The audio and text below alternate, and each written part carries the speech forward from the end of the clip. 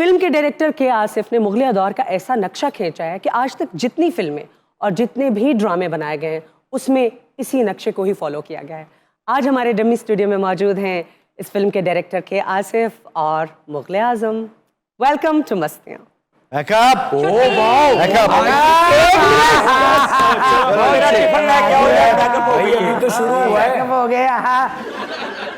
मामा pack up करानी तो सवेरे 10 बजे करा देता।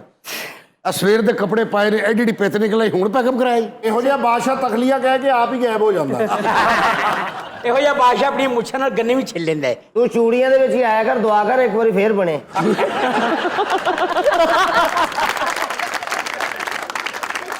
ਤੂੰ ਸਾਲੇ ਅਜੇ ਤੱਕ ਰੌਲਾ ਹੀ ਆ, ਤੂੰ ਦੂਸਰਾ ਕਰੈਕਟਰ ਕਰਦਾ ਹੀ ਨਹੀਂ। ਇਹੋ ਜਿਹਾ ਬਾਦਸ਼ਾਹ ਮਲਕਾ ਦਾ ਹਾਰ ਚੋਰੀ ਕਰ ਲੈਂਦਾ ਹੁੰਦਾ।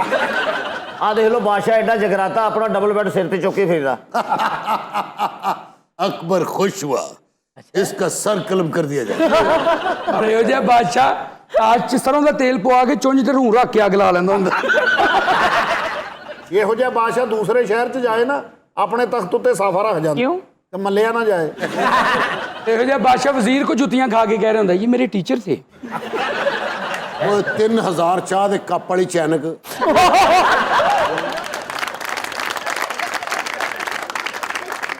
ਕਿਹੜੀਆਂ ਗੱਲਾਂ ਕਰ ਬੱਚੇ ਦਾ ਭਲਾ ਅਕਬਰ ਬਾਦਸ਼ਾਹ ਬਣ ਗਿਆ, ਤੁਸੀਂ ਮੈਨੂੰ ਫਿਰ ਜੂਤਾਂ ਵਾਲੇ ਪਾਸੇ ਲਾ ਰਹੇ। बादशाह आलम क्या बात है मीर आलम। के आसिफ, मैं आपसे ये पूछना चाहती हूँ कि 1946 में आपने फिल्म शुरू की, 1960 में जाके फिल्म रिलीज हुई। उस जमाने में जब 10 लाख की फिल्म बन जाया करती थी, एक अच्छी एवरेज फिल्म, आपने तब 1.5 करोड़ लगा दिए। मतलब क्या सोच के आपने ये फिल्म शुरू की थी? देखिए वीना जी, बात यह है कि मैं एक ऐसी फिल्म बनाना चाहता था, एक ऐसा काम करके जाना चाहता था कि लोग हमेशा उसको याद रखें। वो तो आपने किया। इस फिल्म को बनाने के लिए इंस्पिरेशन कहाँ से मिली थी आपको? इंस्पिरेशन की जहां तक बात है, अनारकली। ਉਹਦੇ 'ਚ ਨਾਲੇ ਪਰਾਂਦੇ ਵੇਚਦਾ ਹੁੰਦਾ ਸੀ। ਉੱਥੇ ਉਹਨੇ ਸੋਚਿਆ ਕਿ ਇਹ ਕੰਮ ਛੱਡ ਕੇ ਕੁਝ ਹੋਰ ਵੀ ਹੋ ਸਕਦਾ। नहीं, बेसिकली तो ये एक थिएटर प्ले था जिसको इम्तियाज अली ताज ने लिखा था, अनारकली। उससे इंस्पायर्ड होके। अच्छा, आपने जब इम्तियाज अली ताज से परमिशन मांगी थी तो डांट तो नहीं पिटी थी उससे? हल्का सा डांटा था उन्होंने, लेकिन मैंने भी उनके पाँव पकड़ ली कि प्लीज आपकी बड़ी मेहरबानी। ਪੈਰ ਫੜਨ ਦਾ ਤੇ ਕੇ ਆਸਫ ਸਾਹਿਬ ਨੂੰ ਬੜਾ ਆਲਾ ਤਜਰਬਾ ਸੀ। कैसे? अब मुगले आजम 3-4 वारी कट ਹੁੰਦੇ ਉਹਦੇ ਬੱਚੇ ਨੇ। हाँ, तो बजट कट होने लगते जाके पैर फड़ लेते। बजट इतना ज्यादा कर दिया था आपने, कंगाल कर दिया था प्रोड्यूसर्स को। पैसे वापस नहीं आए, रिकवर नहीं हुआ। उस जमाने में 11 करोड़ कमा के दिया। ਜਦੋਂ ਸ਼ੀਸ਼ ਮਹਿਲ ਦਾ ਸੈੱਟ ਲੱਗਾ ਹੈ हाँ तो बहुत ज्यादा पैसे लग गए। बिल्कुल। मैं प्रोड्यूसर को क्या, मैं खुदा ना खास्ता अगर तेरी फिल्म ना चली, उनके जिन्हें मैं शीशे वाले में थे हम बना लांगा। वैसे बादशाह सलामत साहब, बादशाह सलामत साहब, ਓਏ ਤੁਸੀਂ ਦੋਵਾਂ ਨੇ ਚਿੱਟੇ ਸੂਟ ਪਾਏ, ਤੁਸੀਂ ਮਰ ਤੇ ਨਹੀਂ ਗਏ? आए मर गए ने तो मैं इन्हां दी तख्ती लाउण आया। मेरा सवाल बहुत इम्पोर्टेंट रह गया। क्या आपको अगर उस दौर में अवतार बना के लिया जाता तो आप करते उसमें काम? उनके कहने का मतलब ये है कि उस दौर में अगर आपको आइडिया आता एवतार बनाने का तो आप बनाते? नहीं, क्यों? मैं ऐसा सोचता ही नहीं हूँ। एवटार में क्यों बनाता, पागल हूँ मैं। ਤੁਹਾਨੂੰ ਪਤਾ ਲਾਲੇ ਨੇ ਕਮੀਜ਼ ਵੱਡੀ ਪਾਈ, ਇੱਥੇ ਰਪਟਾਂ ਚੜਾਈਆਂ, ਕਫ ਅੱਗੇ ਆ ਜਾਂਦਾ ਹੈ।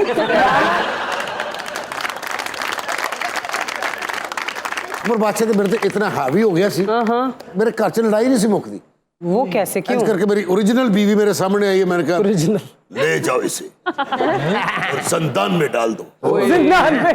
बस मैं इन्ना क्या सी, जंदान तो ने मेरे दंदान तक कुछ मारे। फिर मरते दम तक अकबर मेरे अंदरों नहीं निकलिया। मैं तो किसी दी शादी ते गया तो मैं उत्थे फैंटी खा ली जाके। दुल्हा दुल्हन करके फेरे लै रहे मैं जाकर, नहीं सलीम और अनारकली को हम मिलने नहीं देंगे। एक दिन मैं नेकलेस रोड ते फिर रहा सब बंबई, अचानक मेरे ते राजा ते मजदूरा ने हमला करता। वजह? वो कहते जी अनारकली की जी दीवार बनाई सी पैसे नहीं सी देते। ਇਹ ਵੀ ਡਾਇਲੌਗ ਹੈ। ਮੈਂ ਵੀ ਦੁਕਾਨ ਤੇ ਗਿਆ ਬੇਕਰੀ ਤੇ, मैं भी ਉੱਥੇ ਖਲੋ ਕੇ ਕਿਤੇ ਕਹਿਤਾ, बखुदा हम मोहब्बत के दुश्मन नहीं, अपने असूलों के गुलाम हैं। ਉਹ ਸਾਰੇ ਗਾਹਕਾਂ ਨੇ ਮੈਨੂੰ ਇੱਕ ਇੱਕ ਜੁੱਤੀ ਮਾਰੀ ਹੈ ਤੇ ਮੈਂ ਨਿਕਲ ਗਿਆ। के आसफ मुगले आजम तो इन्नियां जंगां कराइयां ने, एक कदी जंग च इहनूं ते मरवांदा। अच्छा, ये बड़ा इंटरेस्टिंग फैक्ट है कि जब फिल्म अपने इख्तिताम की तरफ बढ़ रही थी ना, तो मधुबाला और दिलीप कुमार के दरमियान बातचीत बिल्कुल खत्म हो गई थी, क्योंकि मधुबाला ने दिलीप कुमार का प्रपोजल जो था वो रिजेक्ट कर दिया था। एक सीन था जिसमें दिलीप कुमार ने मधुबाला को थप्पड़ मारना था और उसने एक्चुअली टेक में ऐसा थप्पड़ मारा कि पूरे के पूरे सेट के ऊपर सन्नाटा छा गया। इन्होंने पूछो ना अनारकली और सलीम क्यों नहीं मिल सके? हाँ, क्यों नहीं मिल सके? बात यह है कि जो चाहता सी मेरे मुंह को आ दिंदा सी। शहजादा सलीम के मैनू गंदा कराना रहा। अच्छा, फिल्म की शूटिंग पे तो बड़ी बड़ी शख्सियात आती थी, भुट्टो साहब आते थे। जुल्फकार भट्टो साहब जी, यस, अपना फैज अहमद फैज साहब, चाइना दे सदर चून लाई साहब। हाँ। उदो भट्टो साहब ने मेरे नाल वादा कीता सी क्या? कि अकबर रोटी कपड़ा मकान हम तुम्हें देंगे। अच्छा, आपसे भी वादा किया था? बस उन्होंने वादे के चक्कर च मैं अपना बम्बई वाला घर भी बेचता। जो जुबान आपने फिल्म में दिखाई है वो दरअसल मुगलिया दरबार की एक्चुअली जुबान नहीं है। तो ये जुबान बनाई कैसे, क्रिएट कैसे हुई? बात यह है मीना जी के इस फिल्म की लैंग्वेज के लिए 8-10 राइटर्स आए। किसी ने कुछ कहा, किसी ने कुछ कहा। कोई कहता है कि इसको मराठी में बना लो। मराठी में? एक करैक्टर ਦੇ ਵਿੱਚ ਇਹ ਕਹਿ ਰਹੇ ਸੀ ਕਿ ਜਦੋਂ ਸਲੀਮ ਅਕਬਰ ਨੂੰ ਜ਼ਿਆਦਾ ਤੰਗ ਕਰੇ ਉਦੋਂ ਕਹੇ ਆਤਾ ਮਾਜੀ ਸਟਕਲੀ। ये अकबर क्यों कहेगा आता माजी सटकली? वैसे किसी मुगलिया शहजादे ने ना बादशाह सलामत को अब्बा हजूर नहीं कहा होगा, ये कैसे आपके जहन में आया था? एक चीज होती है ड्रामेटाइज करना, सिनेमैटिक मार्जिन लेना। खुद इतनी बड़ी एक्ट्रेस है, आपको ये नहीं पता? Cut it, back up। भाई मेरे इन्ना किरदार ਜਿਹੜਾ ਨੇ ਬੰਦੇ ਨੂੰ ਆਪਣੇ ਤੇ ਹੈਵੀ ਨਹੀਂ ਕਰਨਾ ਚਾਹੀਦਾ। ਮੇਰੇ ਤੇ ਅਕਬਰ ਇੰਨਾ ਹੈਵੀ ਹੋ ਗਿਆ ਸੀ ਕਿ ਮੈਂ ਕਰਕੇ ਸਬਜ਼ੀ ਲਈ ਹੈ, ਉਹਨੇ ਮੇਰੇ को पैसे ਮੰਗਣੇ ਤੇ ਮੈਂ ਉਹਨੂੰ ਕਿਹਾ खुदा तुम्हें अकबरी जलाल से महफूज रखे।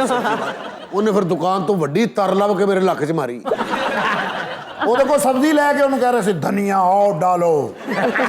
ਕਸ਼ਤੀ 'ਚ ਬੈਠੇ ਨੇ। ਅੱਛਾ। ਉਹਨੂੰ ਕਹਿੰਦੇ ਤਖ ਲਿਆ, ਉਹਨੇ ਨਹਿਰ 'ਚ ਜਾਲ ਮਾਰਤੀ। ਇਹੋ ਜਿਹੇ ਬੰਦੇ ਦੇ ਪਿੰਡੇ ਨੇ ਮੱਤ ਮਾਰੀ ਹੁੰਦੀ। ਇਹ ਕਿਹੜੀ ਕਸ਼ਤੀ ਜਿਹੜਾ ਤੇਰਾ ਪਿਓ ਨਹਿਰ 'ਚ ਚਲਾਉਂਦਾ ਹੈ?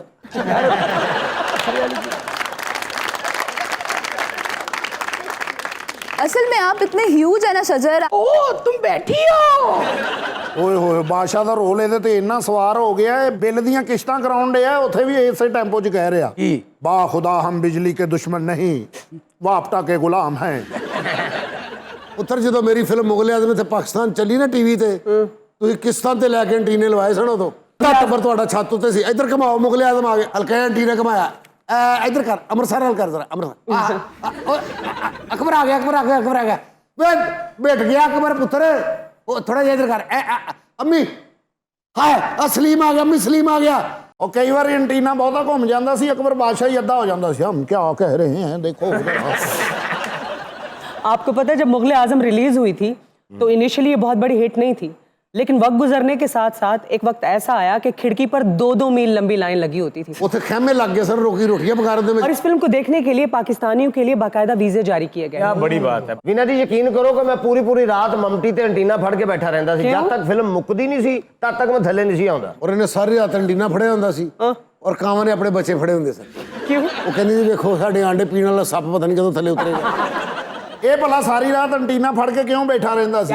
ਇਹਨਾਂ ਦੇ ਘਰ ਇੱਕ ਮੰਜੀ ਘੱਟ ਸੀ। ਸਵੇਰੇ 6 ਵਜੇ ਤੱਕ ਐਂਟੀਨਾ ਫੜਦਾ ਸੀ, ਮੰਜੀ ਵੇਲੀ ਹੁੰਦੀ ਤੇ ਆਣ ਕੇ ਸੌ ਜਾਂਦਾ ਸੀ। ਇਹਦਾ ਤੇ ਜਦੋਂ ਰਿਸ਼ਤਾ ਹੈ ਪੁੱਛਦੇ ਸਨ ਮੁੰਡਾ ਕਰਦਾ ਕੀ, ਕਹਿੰਦੇ ਜੀ ਐਂਟੀਨਾ ਫੜ ਕੇ ਬਹਿੰਦਾ।